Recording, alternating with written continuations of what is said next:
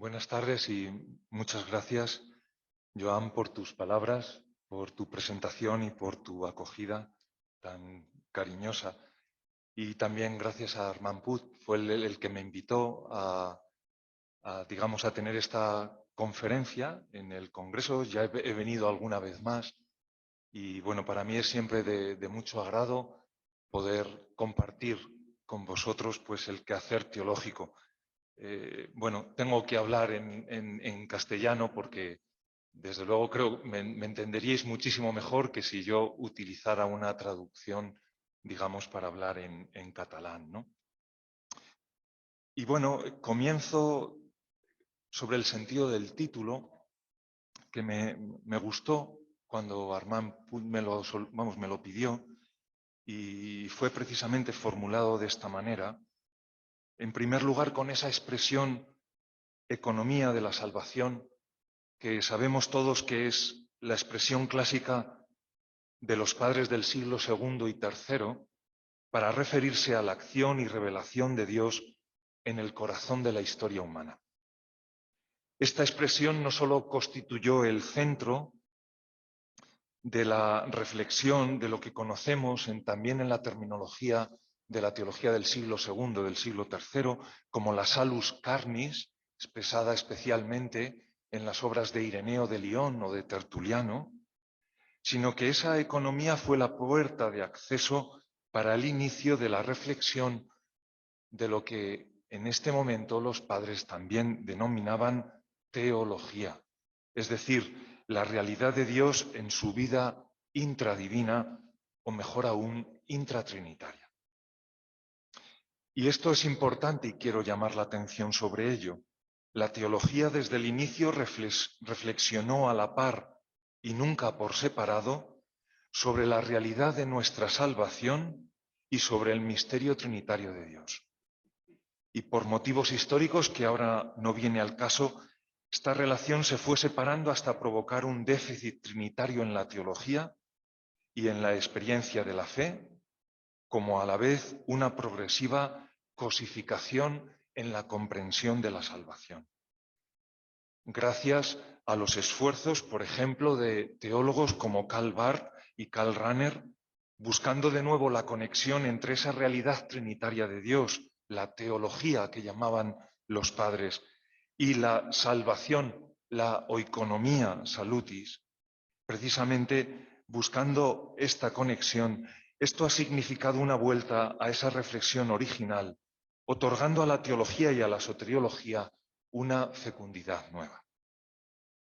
La realidad de Dios ha dejado de ser considerada como una metafísica o ontología abstracta separada de la vida de los hombres, y así como la salvación ha pasado a ser comprendida ante todo como participación en la vida de Dios. Una breve palabra sobre el verbo surcar. Al menos en castellano tiene una doble acepción, que es marcar, por un lado, o también desplazarse.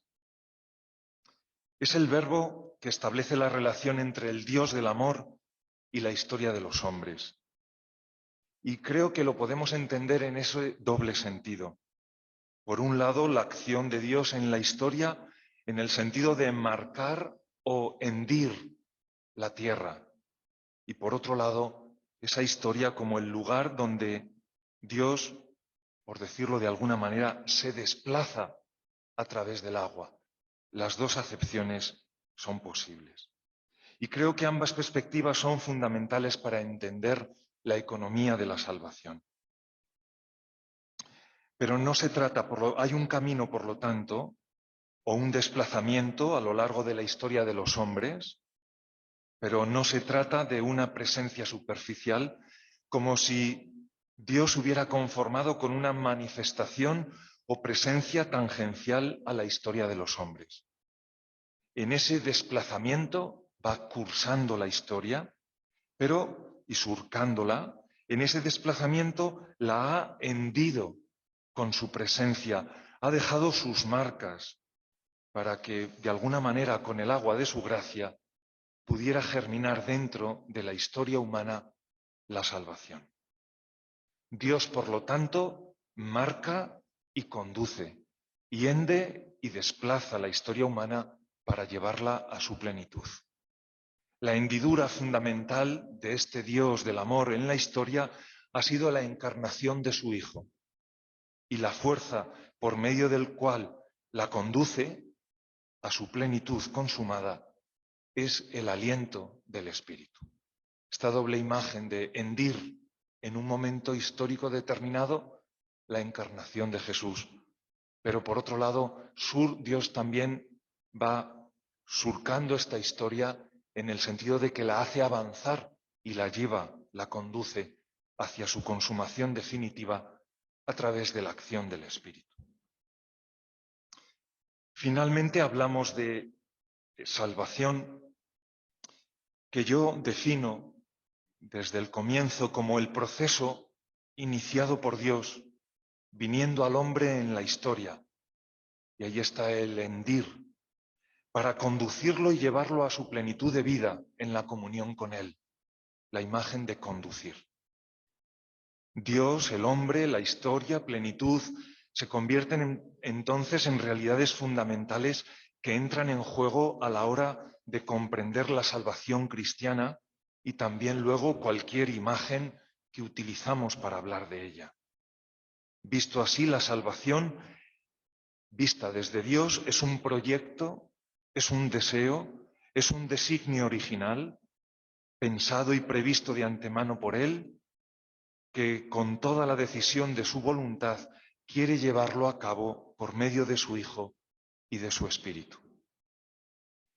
Esta historia de salvación, este proceso de salvación, presupone tres protagonistas esenciales: a Dios, al hombre, a Cristo, en una historia común cuya relación mutua se realiza en un doble movimiento que Bernard Sesbue nos ha dejado, digamos, como ilustrado especialmente en su soteriología, descendente y ascendente, donde Dios siempre tiene la iniciativa y es a la vez la condición de posibilidad de la acción corresponsable del ser humano. Esta historia, y hablaré de ello, se despliega finalmente en un ritmo trinitario, en donde así queda incluido todo el camino de la salvación, y desde aquí deberíamos entender las diferentes categorías que la teología o la experiencia de la fe o la catequesis o la liturgia utilizan para hablar de esta economía de la salvación. Pues bien, voy en primer lugar, después de esta breve prólogo o introducción, a centrarme en los tres protagonistas en relación que constituyen, digamos, y realizan esa economía de la salvación.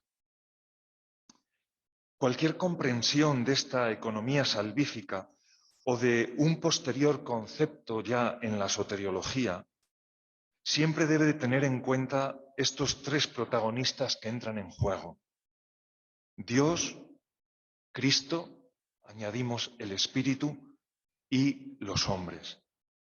Sin ellos no hay economía de salvación.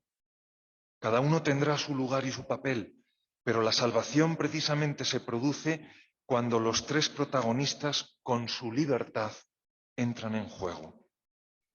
Y claro, estos protagonistas no pueden ser entendidos de una forma aislada y autónoma, sino en relación y en su referencia mutua. Y así, el Dios desde el que el cristianismo o la teología cristiana piensa la salvación es el Dios de los hombres, inmediatamente, no un Dios ocioso, no un Dios que puede ser pensado, digámoslo así, independientemente de la vida humana, sino es este Dios que ha sido capaz de llegar a ser hombre. No es, por lo tanto, cualquier Dios desde el que la teología cristiana habla de la salvación. En el título precisamente es el Dios de amor. Y esto ya implica que Dios tiene que ser comprendido como aquel que en su ser más profundo y radical es un Dios capaz de llegar a ser hombre. No necesita llegar a ser hombre, pero Él es capaz de llegar a ser. Es un Dios que es relación, que es comunión, que es vida en sí mismo, es un Dios trinitario, capaz no solo de iniciar una historia de libertad con el hombre, sino de que esa historia sea considerada como la misma historia de Dios. Es decir, la historia como lugar de revelación de Dios haciéndose historia. En segundo lugar, debemos tener en cuenta al destinatario de esta acción divina que es el ser humano, pero no en cualquier comprensión del hombre. Del hombre del que habla la teología cristiana es nuevamente de este ser humano que hay que comprenderlo como un ser abierto y en relación constitutivas, donde la historicidad es un elemento esencial de su naturaleza, porque es una naturaleza creada, que ya es gracia, que ya es don, llamada a ser colmada por la gracia de Cristo. Si el Dios que entra y surca la historia para ser la salvación del hombre, antes lo hemos descrito como aquel que es capaz de hacerse hombre, el hombre, a la luz de este Dios, ha de ser comprendido como aquel que es capaz de acoger la vida de Dios. Un hombre que ha sido creado para compartir la vida divina y cuya única vocación es esta precisamente participación en la vida de Dios. Todo lo que no llegue aquí, en el fondo, en la comprensión de la salvación, según los cristianos, se quedaría corto. No valdría que le diéramos el nombre verdadero o auténtico de salvación. En este sentido, el cristianismo aspira a máximos, a un exceso, pues su finalización, la del ser humano, y con él de toda la realidad, solo puede estar en Dios. La única salvación digna para el hombre es aquella realidad que al hombre no le haga de menos. La imagen, por lo tanto, y la comprensión de la salvación ha de estar a la altura de esta vocación y de esta dignidad última. El tercer protagonista en juego es Cristo, en su constitución personal y en su misión salvífica. Cristo que en su persona es plena y verdaderamente Dios y plena y verdaderamente hombre, como formuló el conocido Concilio de Calcedonia. Cristo es personalmente la salvación y el Salvador, porque une en él, en su persona, a Dios y al hombre. La cristología precisamente de los padres de la Iglesia tuvo que defender, por un lado, la plena humanidad de Cristo, llegando a afirmar uno de los principios soteriológicos fundamentales que todos conocemos: lo que no se asume no puede ser salvado. Y por otro lado, tuvo también que afirmar la plena divinidad de su condición divina, para así garantizar el principio fundamental de la salvación, formulada en términos, como hacían los padres, del admirable intercambio. En este caso cito un texto de Atanasio: Dios se ha hecho hombre para que el hombre pueda o llegue a ser Dios. Cristo, por lo tanto, es el Salvador tanto por lo que hace como por lo que es. Persona y misión en este caso son idénticas y no podemos comprender su misión sin su referencia a su ser, el ser hijo, ni comprender su identidad última como hijo desvinculándola de su misión, el Mesías, el Cristo. Esta mediación de Cristo, por otro lado, es inútil sin la acción del Espíritu, que actualiza, recreando en la historia personal de cada ser humano, el encuentro con Cristo, que es la salvación. Es, por lo tanto, ese espíritu el que lleva adelante el camino de la salvación, perfeccionando la realidad creada y conduciéndola a su consumación. Aquí yo añadiría, no quiero yo enmendar a la teología medieval, el carácter perfectivo de la encarnación evidente, pero el carácter perfectivo, al menos los padres, lo ponían precisamente en la acción del Espíritu Santo. Porque en Cristo sí se da en él ese llegar la creación a su estado de perfección, pero una vez que ha acontecido la encarnación, luego eso ha de ser realizado a lo largo de todo el proceso histórico, ¿no? Estos tres protagonistas, de los cuales yo brevemente he presentado tal y como los entiende la teología cristiana o la soteriología, insisto, son esenciales para entender el acontecimiento de la salvación. Y es verdad que a la vez no se sitúan en él de una forma equivalente. No forman, digamos así, como tres centros iguales, ¿no? La salvación, he dicho, acontece en un doble movimiento, desde la iniciativa de Dios hacia el hombre y, por otro lado, del hombre ascendiendo, por así decir, hacia Dios. Cristo como mediador entre ambos está Cristo, ya sea contemplado, como algunas veces se ha hecho en la teología, como Dios en persona ofreciendo la salvación a los hombres, o como hizo fundamentalmente la segunda parte del segundo milenio de la teología cristiana, comprendiendo a Cristo como representante de los hombres que responden afirmativamente acogiendo la salvación de Dios. La salvación, por lo tanto, puede ser pensada en cualquier dirección de este doble movimiento, pues ambos son necesarios para que se realice el acontecimiento salvífico. Y ya sabemos, en el primer milenio de la teología se subrayó la primera perspectiva, la descendente, lo que Dios hacía para el hombre. En el segundo milenio, sobre todo, se ha puesto de relieve lo que el hombre ha de hacer para, digamos, alcanzar o realizar en él esa salvación. Después de un milenio de insistencia en esta dimensión ascendente y antropológica, la teología de nuevo ha vuelto a subrayar la necesidad de poner de relieve, en primer lugar, la dimensión descendente y teológica. Por eso yo he definido antes la salvación como el proceso de Dios viniendo a los hombres, ¿no? No obstante, esto no nos puede hacer olvidar la importancia de ambas dimensiones. Precisamente la historia humana es también donde tiene un protagonismo la acción de los hombres y este no puede ser minusvalorado tampoco por la reflexión teológica. Lo importante de la salvación, no obstante, para mí está en la acción de Dios. Por lo tanto, la perspectiva descendente ha de ser el fundamento de la ascendente. Es decir, lo que Dios hace y ha hecho por nosotros, ese es el fundamento y donde se incluye también lo que nosotros debemos hacer, podemos decir por Él, en realidad lo hacemos por nosotros mismos para acoger la salvación que se nos ofrece y así incorporarnos personal y libremente a ella. Esos tres protagonistas, al final, tenemos que pensarlos en una historia común, porque no hay posibilidad de pensar la economía de la salvación en realidad sin una teología de la historia. Y precisamente creo que no es casualidad que los grandes teólogos que nos han ofrecido una profunda comprensión de la salvación han tenido que preguntarse por el sentido de la historia a la luz del misterio de Dios, cuando la historia humana se encontraba ante una, llamemos así, encrucijada epocal.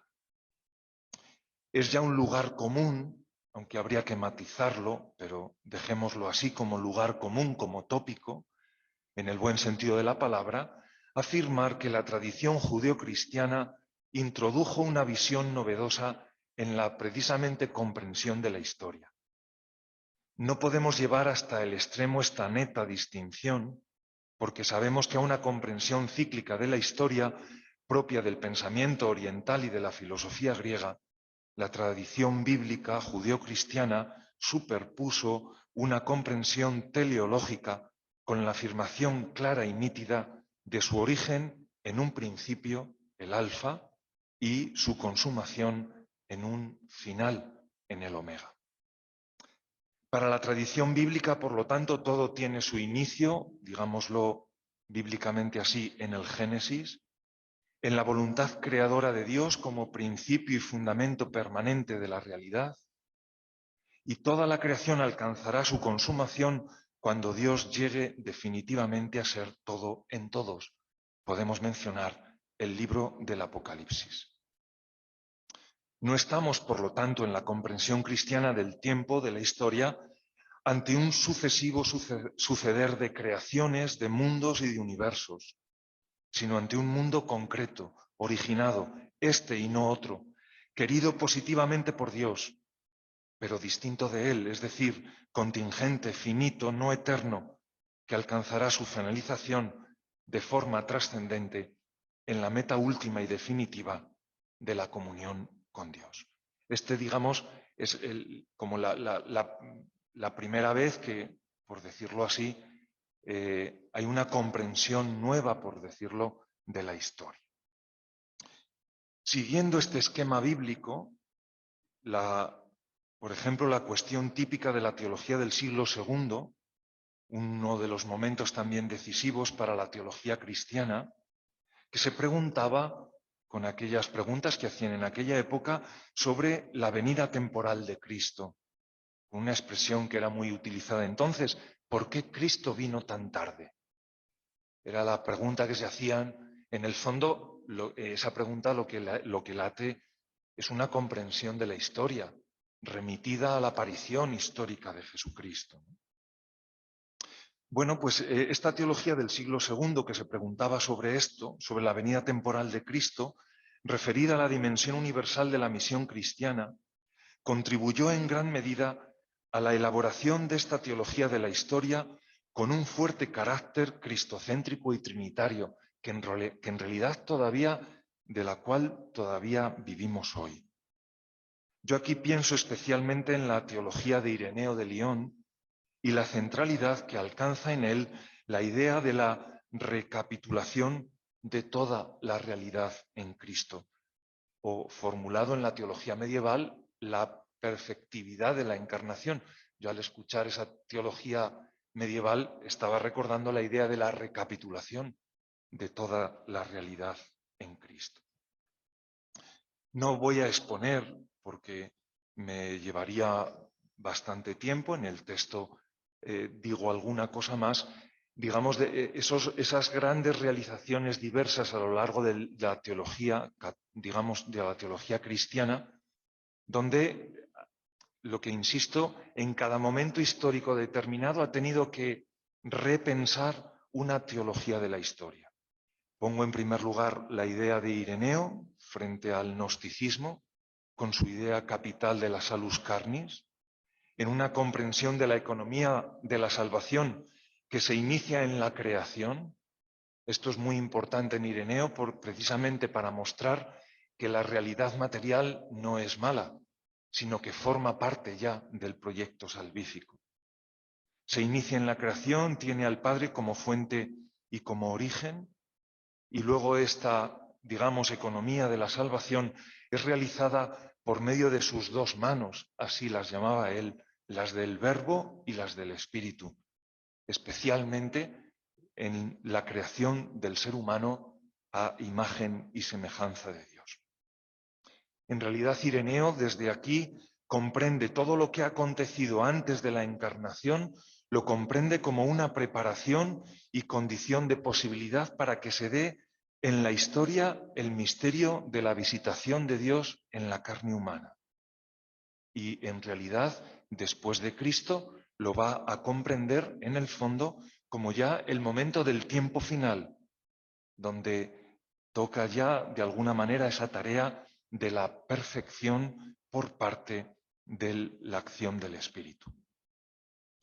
Digamos, en su esquema es que todo viene de Dios por medio de Cristo en el Espíritu, y en un segundo momento, la dimensión ascendente, en el Espíritu por Cristo, todo vuelve hacia Dios Padre. Esta economía de la salvación, él subraya mucho, ha sido realizada a su debido tiempo, realizada con un orden, en un tiempo oportuno.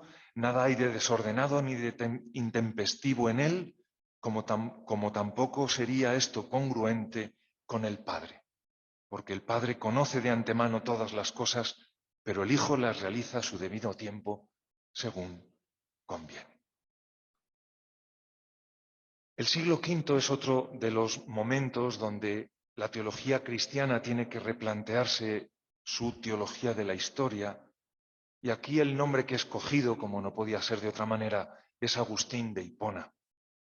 Él va a tener que reelaborar incluso su propia teología de la historia ante la invasión bárbara del Imperio Romano. Agustín parte de la doctrina tradicional que mira a la Escritura en su conjunto para contemplar la historia bíblica como la historia de la salvación humana, que comenzaba con la creación y terminaba como regreso final del Señor como juez. Aquí Agustín sigue dos esquemas previos. Por un lado, el comprender la historia de la salvación dividida en 6 épocas, probablemente tomado de la exégesis de Ticonio, y luego la más clásica, conocida también por otros autores, la división de la historia en 3 periodos, que ya encontramos, por ejemplo, en Orígenes, en Gregorio Nacianceno, y que tendrá una gran importancia, como luego diré brevemente, en Joaquín de Fiore. Lo importante, en mi opinión, de la teología de la historia de Agustín es que en el fondo transforma y mejora la anterior teología de la historia de Eusebio de Cesarea, teólogo del emperador Constantino, que fruto de su entusiasmo por él, podría, en el fondo, esta teología de la historia haber justificado en realidad un régimen teocrático. Y es curioso cómo el obispo de Hipona rechaza aplicar categorías mesiánicas al régimen de los emperadores cristianos e interpretar la historia romana con categorías proféticas, como sí hacía Eusebio de Cesarea. Consolida la distinción, no separación, pero sí distinción entre historia sagrada, que son los hechos divinos narrados por la Escritura, y la historia secular, lugar de las acciones de los hombres. Y introduce aquí el carácter dramático de la historia, no solo, digamos así, como progresivo y ascendente, sino ese drama entre 2 ciudades, la ciudad de Dios, la ciudad terrena, que están mezcladas mientras se da en la historia, solo serán finalmente distintas en la escatología. El siglo XIII es un nuevo escenario donde aflora esta necesidad de repensar esa teología de la historia. Aquí hay que pensar en los grandes escolásticos como Tomás de Aquino y Buenaventura, que tuvieron que afrontar esta cuestión provocados por la original y sugerente visión de la historia dividida en 3 edades y construida por el monje calabrés Joaquín de Fiore, que luego tuvo tanta repercusión en el pensamiento moderno occidental. Se puede rastrear esa influencia gracias a la obra de Henri de Libac sobre la posteridad espiritual de Joaquín de Fiore. Aquí la cuestión decisiva en esta vuelta a cómo comprender de nuevo esta teología de la historia, la cuestión decisiva es la relación entre Cristo y el Espíritu. Hasta ahora la teología de la historia elaborada por los autores anteriores había estado marcado eminentemente por la cristología, por el carácter cristocéntrico de la historia. El joaquinismo puso a la teología cristiana ante la cuestión crucial si la venida de Cristo, es decir, un hecho particular vinculado a un pasado histórico, ha de ser superada por una nueva edad del Espíritu. Tomás y Buenaventura reaccionan con una teología de la historia en la que, por un lado, está integrada la novedad propia del ámbito del espíritu y de sus carismas, pero, por otro lado, que no suponga romper con el centro cristológico, pues la encarnación de Cristo sigue siendo el centro insuperable de la comprensión de la historia desde el punto de vista de la teología cristiana. Este tema es muy interesante porque hoy, incluso en el debate en teologías actuales, se da precisamente cómo entender esta relación entre el, llamemos, Cristo y el Espíritu, o si una comprensión cristocéntrica o neumatocéntrica de la economía de la salvación. Finalmente, el siglo XX ha sido especialmente rico en la aportación a una lectura salvífica y teológica de la historia humana, aquí en este caso para responder a la visión secularizada de la filosofía moderna. Aquí solo recuerdo autores que todos hemos estudiado o conocemos, como Oscar Cullmann, Karl Barth, Gustav Thiels, Jan Mogu, Jan Danielou, Hans von Balthasar, Karl Rahner, Pannenberg, Ellacuría.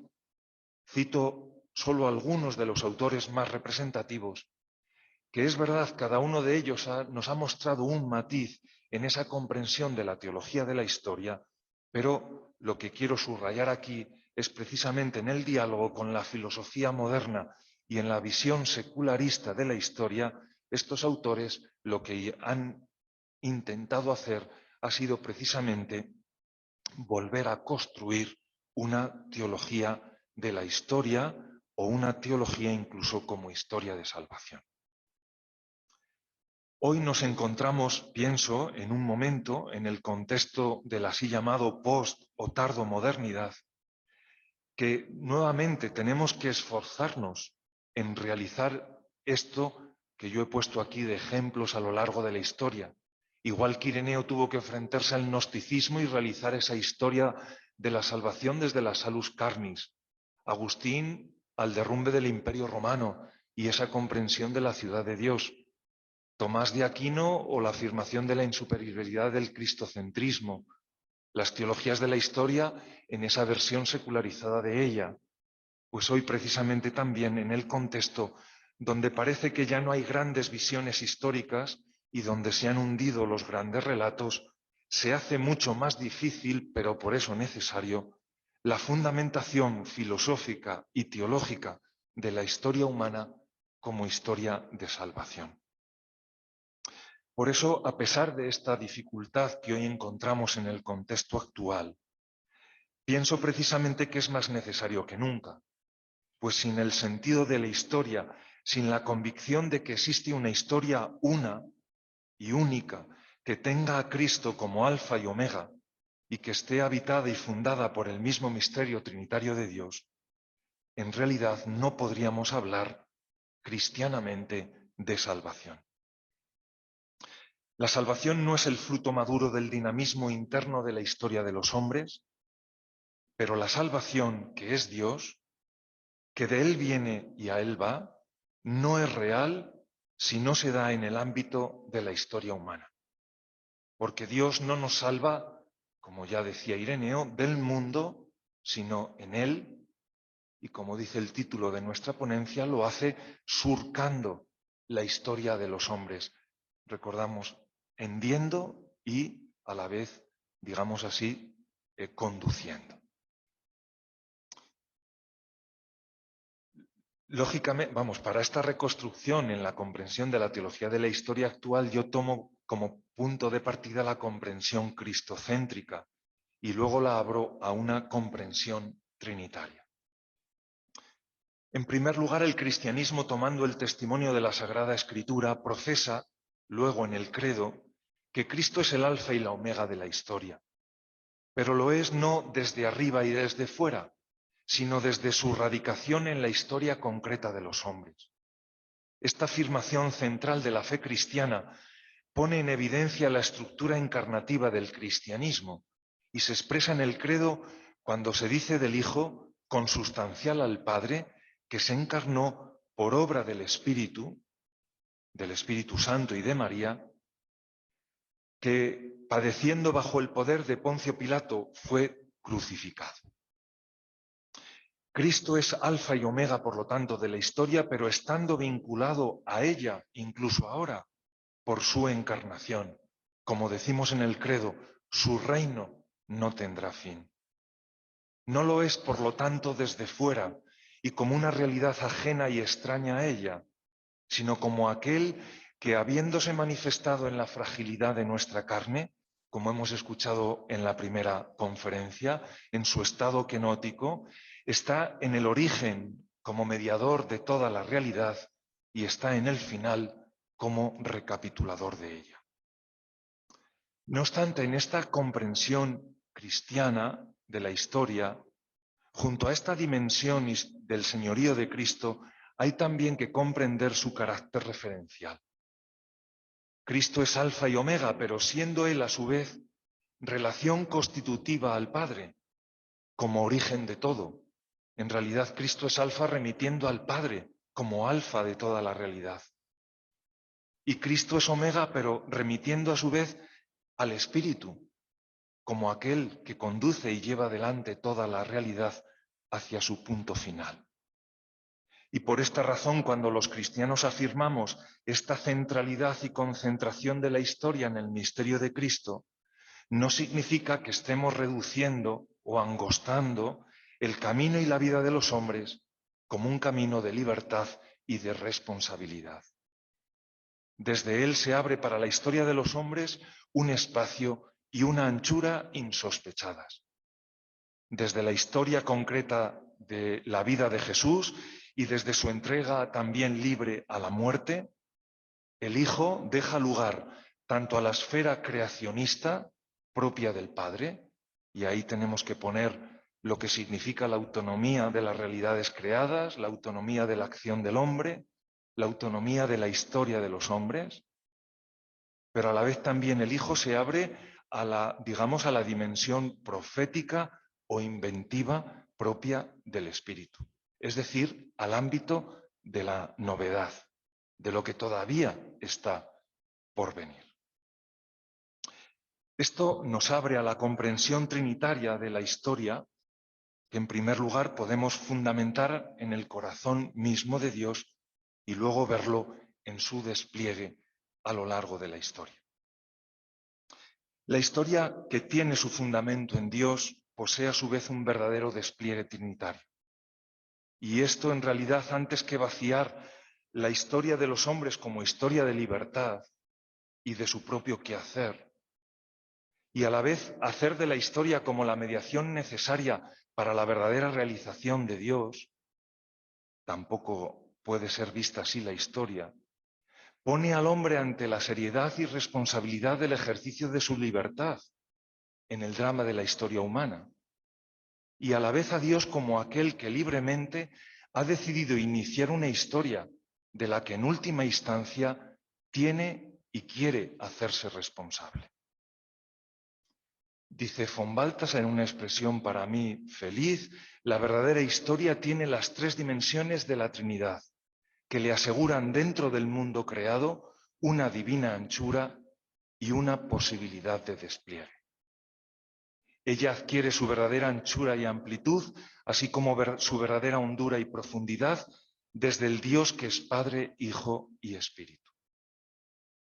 La historia tiene, a su vez, un ritmo trinitario, en cuanto que la creación, lo decimos en el credo, se refiere ante todo al Padre, no exclusivamente, pero se refiere a Él, la redención al Hijo y la consumación al Espíritu.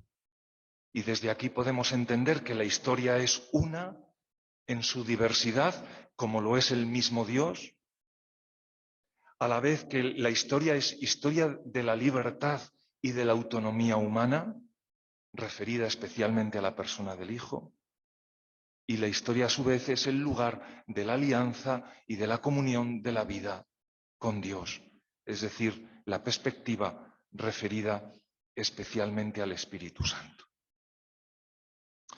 Por lo tanto, este proceso de la salvación centrado en la persona de Cristo tiene que ser comprendido en una perspectiva trinitaria, tal como se percibe de forma implícita en el Nuevo Testamento y luego será desarrollado también por la teología cristiana. Así tenemos una relación fundamental de la salvación a la historia y de la historia a la Trinidad, siendo esta última lo que constituye y en lo que consiste realmente la salvación en la historia. Por eso la salvación no se comprende sin la historia, pero esta última tampoco, finalmente sin la Trinidad. La salvación es Dios en su vida divina, en su comunión de amor y de vida, que se abre para que nosotros podamos incorporarnos a ella. Y si la salvación es Dios mismo comunicándose a su criatura, esta salvación debe tener la forma y el contenido de lo que Dios mismo es decir, relación y comunión de amor trinitario. Explicitando finalmente este dinamismo trinitario de la salvación, en mi opinión hay un texto central del Nuevo Testamento que puede ayudarnos a comprender qué es la salvación en su proceso histórico y luego a la vez cómo ha ido siendo formulado en diferentes imágenes y conceptos. Me refiero al conocido himno de alabanza y bendición dirigido a Dios, que nos dirigimos a Él bendiciéndolo y alabándolo porque anteriormente nos ha dado a su Hijo y a su Espíritu como bendición, como vida, como salvación para nosotros. Desde aquí podemos comprender la salvación en tres momentos. El beneplácito del Padre, en el sentido que la historia de la salvación tiene en Dios Padre su origen y su destino. Él es quien realizó el diseño y el proyecto de la salvación. Y por lo tanto, como ya dije desde la comprensión de Ireneo, la creación entra a formar parte del camino de la salvación en relación con la persona y el beneplácito del Padre. En primer lugar, como deseo de su voluntad y segundo, como realización concreta por medio, como decía también Ireneo, de sus manos, el Hijo y el Espíritu. La creación, por lo tanto, es el inicio de la salvación. Esto no significa que en ella se dé ya la salvación, fue el error de Pelagio o de esas ciertas teologías actuales llamadas por el Papa como neopelagianas. Pero, sin embargo, hay que conectar la salvación con el proyecto original de Dios sobre la creación, tal como es expresado en ese texto que he citado antes al inicio de la carta a los Efesios.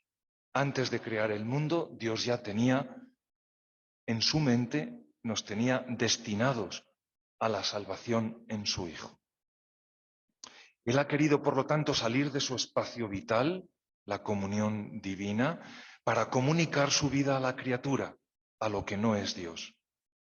Y como repite tantas veces Ireneo, Él no ha creado al hombre porque necesite a alguien que lo glorifique, sino para poder depositar en él sus beneficios, su amor.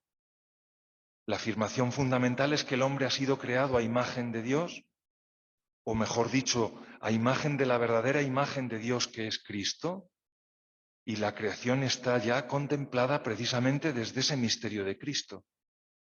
La historia luego es el proceso pedagógico conducido por Dios mediante el cual el hombre puede pasar de la imagen hasta la plena semejanza con Dios. Su guía y pedagogo es Cristo, y aquí, por ejemplo, pues tenemos que comprender esa imagen de la salvación tan valiosa para los padres cuando hablaban de la salvación como paideia. El segundo momento de la economía de la salvación es la realización y ejecución de ese proyecto en la misión del Hijo, desplegada en dos momentos fundamentales que son la encarnación y la pasión. Ambos momentos hay que entenderlos en una profunda relación, así como situar también estos en relación con la creación que hemos visto anteriormente. Ya la creación la hemos contemplado orientada hacia el misterio de Cristo y vista en realidad desde Él. Pero tampoco Cristo puede comprenderse desvinculado de la creación, pues aunque su encarnación supone una auténtica novedad en la historia de los hombres y en relación con la creación, esta, la encarnación, hay que entenderla en relación con ella. Como decía Calvart, y una vez precisamente hablé sobre este tema aquí, la creación es el presupuesto necesario de la encarnación de Dios, así como la encarnación es el sentido último de la creación. Si Dios ha creado al hombre para comunicarle su vida, podemos pensar que lo ha hecho de tal manera que cuando aparece la vida de Dios en medio de la historia de los hombres, el hombre puede reconocerla como su realidad más personal y como el destino hacia el cual había tendido desde siempre. En este sentido, podemos decir que la encarnación por sí misma ya es salvífica, pues en ella se ha producido la divinización del hombre o perfección del hombre. En ella se nos revela la justicia de Dios y, por decirlo con el texto de Lucas, a través de la encarnación nos ha nacido el sol que nace de lo alto, iluminando a los que viven en tinieblas y en sombra de muerte. Esta idea de que la encarnación ya es salvación aparece muy claramente en la teología de los padres que ya antes he mencionado, especialmente en Atanasio, para que así se realice ese admirable intercambio. Dios se ha hecho hombre para que el hombre pueda llegar a ser Dios. No obstante, la encarnación apunta necesariamente a la muerte en la cruz. Y por eso nada más lejos de una verdadera teología cristiana que contraponer una comprensión de la salvación, digamos, remitida sola a la encarnación, o una comprensión de la salvación remitida sola a la cruz. La muerte de Cristo, siempre a la luz de su resurrección, se ha convertido en este sentido en el lugar central de la comprensión de la salvación cristiana. Y aquí, por ejemplo, imágenes muy utilizadas por parte de la teología, hablar de esa salvación como admirable intercambio en la que Cristo asume el lugar que correspondería a los pecadores, el lugar de la maldición y del castigo, para que los hombres puedan acceder a la bendición y a la justicia de Dios. O, por ejemplo, la imagen del sacrificio de Cristo, de aquel que se ha convertido en siervo y esclavo por nosotros, para que podamos llegar a ser hijos de Dios y amigos de Cristo. O también la imagen tan utilizada en la teología medieval de esa comprensión de Cristo, que Él muere en representación nuestra y en nuestro lugar, no para sustituirnos en lo que nosotros tenemos que aportar y hacer para la realización de la salvación, sino para incorporarnos libremente, digamos, desde Él y en Él. Y termino con la tercera perspectiva de la consumación en el Espíritu. Es el tercer momento constitutivo de la salvación, y sin romper la ligazón con las dos anteriores, con el de la creación y con el de la encarnación y cruz, tenemos que hablar de la misión del Espíritu. Y aquí nuevamente hay dos momentos fundamentales de la acción del Espíritu. Por un lado, en Cristo, su resurrección como obra del Espíritu, según la carta a los Romanos y otros textos de la Escritura, y la acción del Espíritu en la entera creación y en nosotros, llevando esa creación a la consumación escatológica. Entre ambos momentos se sitúa, como digo, esta tarea de conducción, de guía, de santificación, de perfección de toda la realidad creada por el Espíritu de Cristo. La muerte de Cristo es salvífica porque está iluminada y transformada desde la resurrección. A la vida de Cristo, vivida en obediencia filial al Padre y en solidaridad hasta el extremo por sus hermanos, le respondió el Padre resucitándolo de entre los muertos, engendrándolo a la vida definitiva precisamente por la fuerza del Espíritu. La redención, por lo tanto, la salvación realizada en Cristo, acontece realmente en la victoria de su resurrección.